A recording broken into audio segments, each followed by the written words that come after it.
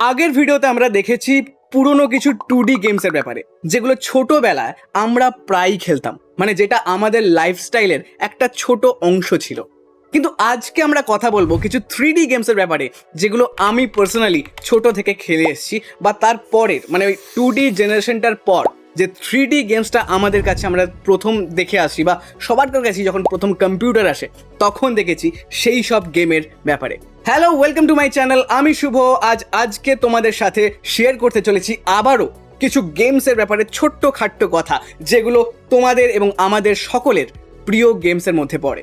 আমার চ্যানেলে প্রায় এরকম ছোটোখাটো টেক ভিডিওস আসবে, শুধু গেমসের ব্যাপারে না, গেমস ছাড়াও এআই টেকনোলজি, কম্পিউটার, নতুন নতুন আরও অনেক কিছু গ্যাজেটসের ব্যাপারে আমরা কথা বলবো। কিন্তু আজকে আমরা পার্টিকুলার কথা বলছি গেমসের ব্যাপারে, ভিডিও গেমসের ব্যাপারে, কম্পিউটার গেমসের ব্যাপারে।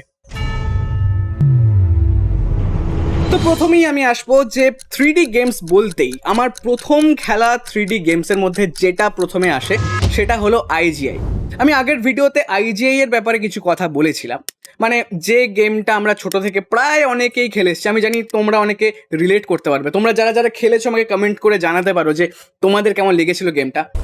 তো গেমটা কিছুই না, একটা লোকের কাছে কিছু বন্দুক টন্দুক থাকতো, আর সে একটা মিশনের মধ্যে থাকতো, এবং সেখানে গিয়ে কোনো একটা পার্টিকুলার লোকেশনে গিয়ে সেই মিশনটা সে কমপ্লিট করতো। এবার সেটাতে একটা স্ট্র্যাটেজি এটাই থাকতো যে তাকে বারবার লুকিয়ে লুকিয়ে একটা স্টেলথ মেনটেন করে তাকে কিন্তু ওখানে যেতে হতো আর ওদেরকে মারতে হতো। এবং এই গেমটার মধ্যে সব থেকে যে ইউনিক ব্যাপারটা আমার লেগেছিল যে ওই যে লাইফটা থাকতো, মানে যখন তার গুলি লাগার পর ওটা আস্তে আস্তে আস্তে আস্তে লাইফটা কমতে থাকতো, এবং মিশন শেষ হওয়ার আগেই যদি ওটা শেষ হয়ে যায় তাহলে কিন্তু মিশনটা ওখানেই শেষ হয়ে যাবে। তো এই ছিল প্রথম আমার এক্সপিরিয়েন্স 3D গেমসের ওপর। এবার এই 3D গেমস বলতেই আরও যে গেমসগুলোর কথাই বলি, প্রথমই হচ্ছে FIFA 6 ছিল আমার প্রথম গেম, যেটা মানে বেসিক্যালি যারা ফুটবল খেলো, তোমরা যারা স্পোর্টসের প্রতি ইন্টারেস্টেড রয়েছো, তোমাদের অনেকেরই হয়তো ফিফা গেমটা খুব কাছের হতে পারে। মানে বিশেষ করে ওখানে যে ক্যারেক্টারগুলো থাকে, যেভাবে স্কিলসগুলো দেখানো হয়, সেইভাবে FIFA 6 ছিল আমার প্রথম গেম। এখন যদি আমি FIFA 23, 20 এরকম অনেক কিছুই খেলে এসেছি, বাট সেই সময় ওই পার্টিকুলার গেমের মজাটা আলাদাই ছিল। নেক্সট 3D গেমের ব্যাপারে যদি আমি আসি, তাহলে আমি যাব এনএফএস এর কাছে, কারণ এনএফএস নিড ফর স্পিড একটা খুব পরিচিত নাম আমাদের সবার কাছে। এই গেমটা থেকেই আমাদের রেসিং এর প্রতি, মানে রোড রেসকে আমি পিছনে ফেলছি না, সেটা ছিল একটা ভালো, বাট এই 3D গেমিং ওয়ার্ল্ডে এই এনএফএস কিন্তু প্রথম আমাদের রেসিং এর প্রতি ভালোবাসাটা যোগায়। এনএফএস মোস্ট ওয়ান্টেড আমি সেই লিস্টে রাখবো, যেই লিস্টে আমি এই রেসিং গেমসের প্রতি ভালোবাসাটা খুঁজে পেয়েছিলাম আবার, বা বলা ভালো আমার প্রথম খেলা রেসিং গেমস 3D গেমসের মধ্যে ছিল এনএফএস মোস্ট ওয়ান্টেড। এটা ছাড়াও রয়েছে কল অফ ডিউটি, বা আমি যদি বলি সিএস, কাউন্টার স্ট্রাইক, অর্থাৎ যেগুলো ওই কাইন্ড অফ মাল্টিপ্লেয়ার ছিল সেই সময়তে। আর কিছু কিছু ক্ষেত্রে আমরা ওই ল্যানে কানেক্ট করে সেই সময় খেলতাম এই সিওডি বা কল অফ ডিউটি, সেগুলোও একটা আলাদা রকম মজা ছিল। এবার 3D গেমসের কথাই যখন বলছি, তখন সেখানে সব থেকে বেশি পরিচিত, যেটা আজকের দিনেও সব থেকে বেশি ডিমান্ড যার, তার নাম হলো GTA, গ্র্যান্ড থেফট অটো। এই নামটা, জিটিএ নামটা শোনার সাথে তোমরা অনেকেই হয়তো রিলেট করতে পারছো যে আমি কোন পার্টিকুলার গেমগুলোর কথা বলছি। এবার যদি জিটিএ গেমসের কথা বলি, তাহলে জিটিএ 1, 2 ছিল হচ্ছে তোমার 2Dতে, মানে একটা ছোটো মতো ওই উপর থেকে দেখা যেত, উপর ক্যামেরার অ্যাঙ্গেল থেকে হচ্ছে জিটিএ 1, 2 দেখা যেত। বাট জিটিএ 3 ছিল আমার জিটিএর প্রথম গেম, যেটা অ্যাজ আমি বলবো 3D গেমসের মধ্যে জিটিএর প্রথম গেম। এবং জিটিএর কনসেপ্টটা আমার খুব ইউনিক লেগেছিল সেই মুহূর্তে, এই কারণে যে ওপেন ওয়ার্ল্ড গেমের মধ্যে তুমি যা খুশি তাই করতে পারবে। তোমার কাছে একটা গাড়ি থাকবে, তোমার কাছে একটা বাইক থাকবে, তোমার কাছে একটা বোট থাকবে, তোমার কাছে কিছু লোক থাকবে, কিছু অস্ত্রশস্ত্র থাকবে, কিছু ওয়েপন থাকবে। সেইগুলোকে তুমি কিন্তু প্রপার ইউজ করে একটা রিয়েল লাইফ তুমি কি বলবো সিনারিও ক্রিয়েট করার চেষ্টা করতে পারবে, বা বলা ভালো যেগুলো আমরা রিয়েল লাইফে করতে পারি না, জিটিএ কিন্তু তোমাদের কাছে সেই জিনিসগুলোই বারবার নিয়ে এসেছে। এবার জিটিএ 3 এর পর যদি আমি বলি, আমার যেটার জন্য জিটিএর প্রতি ভালোবাসাটা আরও বেড়েছিল সেটা হলো GTA vice city. Vice city এমন একটা কনসেপ্ট, সেই যে পুরো বিষয়টা, মানে প্রথম কথা একটা ওই পুরো একটা সিটির মধ্যে আমি এদিক থেকে ওদিকে র্যান্ডম ঘুরে বেড়াচ্ছি, কিছু বাইকে চাপছি, কিছু গাড়িতে চাপছি, আরও কিছু বেশ জায়গা ঘুরতে পারছি। তো জিটিএ ভাইস সিটিতে এই জিনিসগুলো আমার খুব ইউনিক লেগেছিল। তার সাথে রয়েছে মিশনস। জিটিএ ভাইস সিটির মধ্যে ওই মিশনগুলো খেলে খেলে আমাদের পৌঁছাতে হতো পরে, এবং সব থেকে বলা ভালো জিটিএতে তখন কিন্তু এখন অনেকটা এরিয়া খুলে দেওয়া হয় বা প্রথম থেকে সব জায়গায় যাওয়া হয়, তখন কিন্তু জিটিএতে মিশন কমপ্লিট না হলে তার পরের শহরে আমরা যেতে পারতাম না, বা পরের যে জায়গাটা রয়েছে সেখানে যেতে পারতাম না। তো সেইটা একটা চ্যালেঞ্জিং কাজ ছিল আমাদের কাছে, যে যতক্ষণ না আমরা মিশনগুলো কমপ্লিট করছি আমরা নেক্সট লেভেলে যেতে পারবো না। পরের জিটিএর কথা যদি বলি, তাহলে আমি বলবো এর থেকে বড় গেম বা এর ফ্যান বেসটা হয়তো আলাদাই একটা রয়েছে আমাদের পুরো পৃথিবীতে, ইভেন এখন অবধি। সেটা হলো জিটিএ স্যান অ্যান্ড্রিয়াস। এই গেমটার মধ্যে আরও অনেক কিছু ফিচার্স অ্যাড করেছিল। আসলে যত আমাদের এই টেকনোলজি ডেভেলপ করেছে, তত কিন্তু এই ইঞ্জিনিয়াররা বা বলা ভালো যারা ক্রিয়েটাররা, গেমিং ক্রিয়েটাররা, তারা আরও অনেক বেশি মশলা ঢুকিয়ে দিয়েছে তার মধ্যে। জিটিএ স্যান অ্যান্ড্রিয়াসের মধ্যে এমন কিছু ফিচার ছিল যেগুলো সত্যি করে একটা মানুষ তার রিয়েল লাইফে করে থাকে এখনকার দিনে। প্রথম, সে জিমে যেতে পারতো, সে যখন খুশি জিমে গিয়ে ওয়েট গেইন করতে পারতো, ওয়েট বাড়াতে পারতো।